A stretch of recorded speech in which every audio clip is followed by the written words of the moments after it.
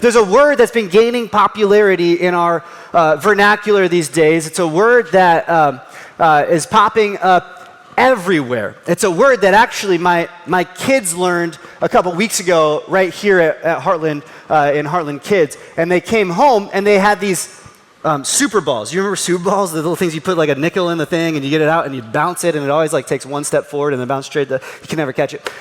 My son came home and he was like exploring how a super ball worked. And I said, "What you got there, man?" He goes, this is what he says. He goes, "I've got resilience."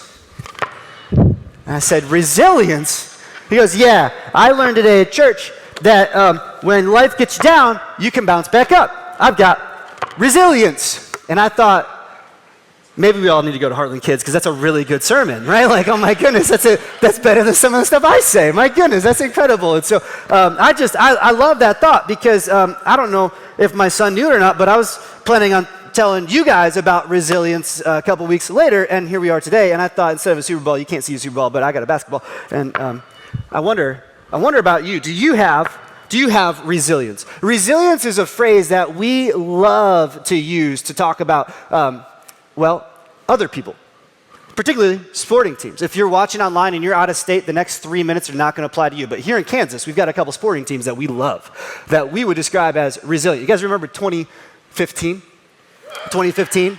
Here's literally USA Today uses this headline: "Resilient Royals never gave up, never quit in World Series." I mean, come on, that's a great word to use, resilient, right? How about a little bit more recent memory, 2022, back like January-ish. Remember that 13 seconds left on the clock game? Oh my goodness. And here's what the Chiefs said about themselves: resilient. It's the best way to describe this team. Or maybe that was way too long ago and you're like, maybe more recent memory, you're a basketball fan. There's another Kansas team that did something amazing not too long ago. And remember they were down by 15 points at half?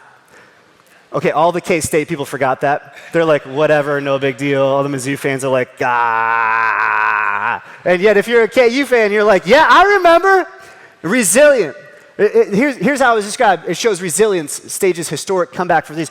We love to cheer on resilience. In fact, I want to go on record and say, if you are a sports writer, please stop.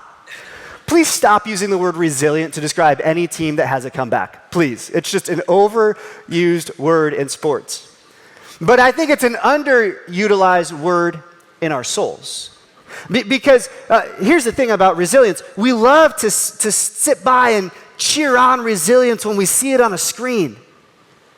But when we are the ones who have to exercise resilience, when we are the ones who actually have to demonstrate resilience, when we have to have the come from behind win, that's a different story, isn't it?